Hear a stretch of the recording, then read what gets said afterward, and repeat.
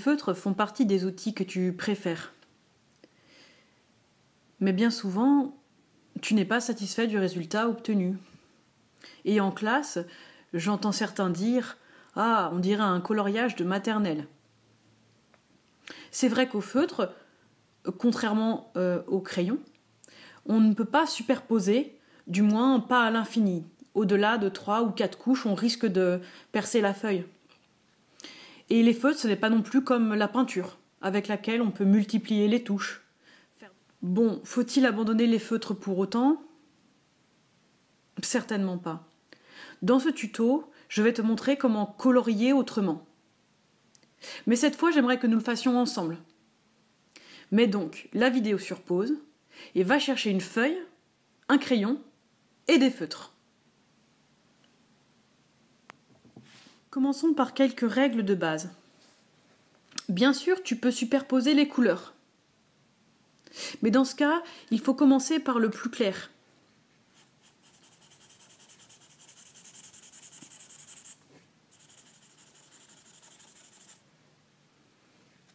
Autrement, si tu commences par la couleur foncée, la couleur plus claire que tu mettras par-dessus ne se verra pas. Avant de superposer la couleur, si possible, attends un peu que ça sèche. Sinon, la deuxième couche peut fuser sur la première et tu n'obtiendras peut-être pas l'effet que tu voulais. Tiens, j'ai mis du bleu sur mon jaune et voilà que j'ai obtenu du vert. Grâce à la superposition, tu vas pouvoir créer des couleurs qui ne sont pas dans ta boîte de feutre. Or, plus tes couleurs sont variées, et plus ton travail sera riche. Essayons encore.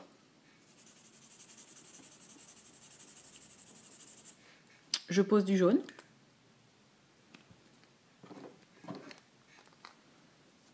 J'applique ensuite du vert foncé.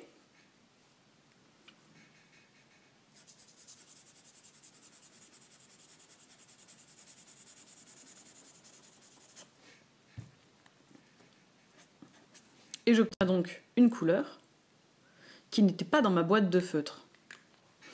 Dernière règle de base, tu peux bien évidemment faire les contours de ton dessin pour le mettre en valeur, mais veille bien à mettre le feutre noir en dernier, sinon tu risques de gâcher tes couleurs.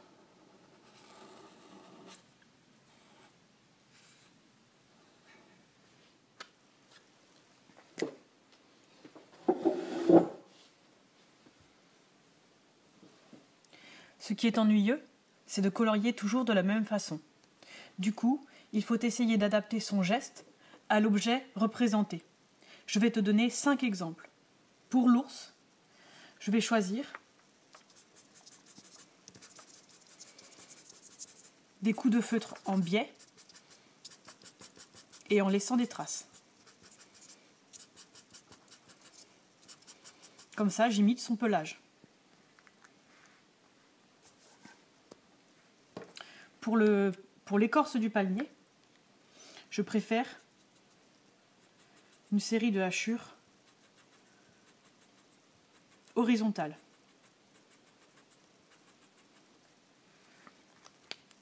Pour les mailles du pull de cette dame, je réalise des hachures dans un sens, puis dans l'autre, dans un sens et dans l'autre. Pour une fleur, j'opte pour des pointillés.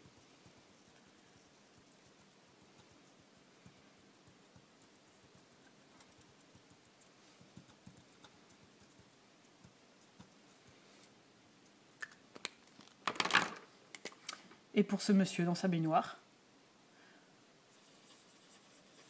je fais un geste sphérique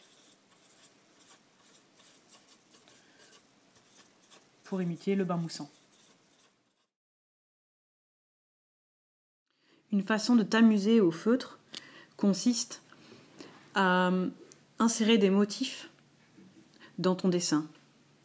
Par exemple, tu peux colorier avec des carrés.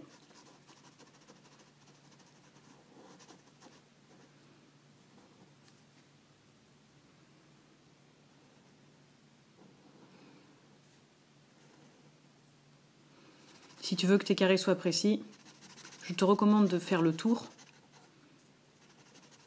pour venir ensuite remplir à l'intérieur.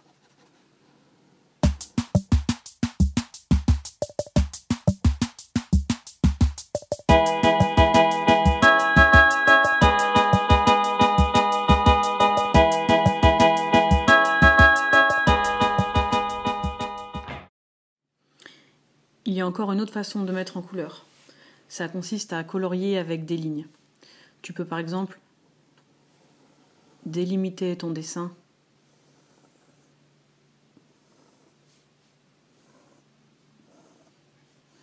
par des petites cases.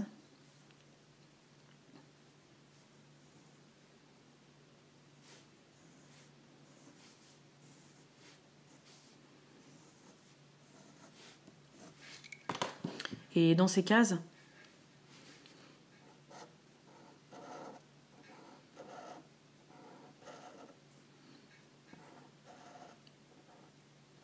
mettre des lignes dans le sens que tu veux.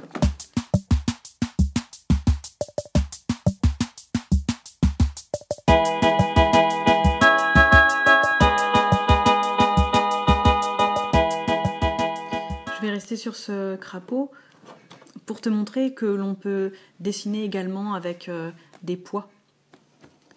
Soit tu apportes des éléments colorés sur un fond blanc, soit tu fais comme on a vu tout à l'heure.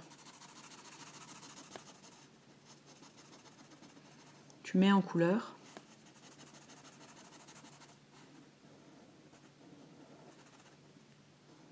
Tu attends un instant que ça sèche. Je vais en profiter pour faire une autre zone. Ça va donner à mon rose le temps de sécher.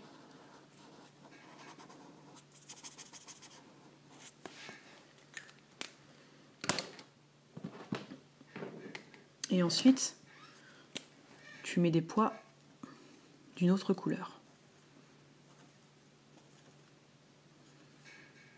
Des pois marrons sur mon rose. Et voyons voir ce que ça donne si je mets des pois violets sur mon orange.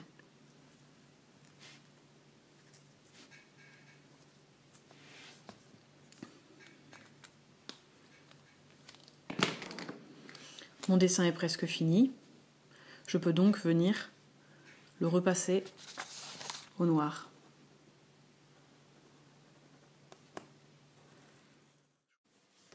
En gros, à défaut de pouvoir mélanger, il faut être original en variant la touche et en multipliant les motifs décoratifs. À toi d'inventer ton propre registre de lignes et de couleurs.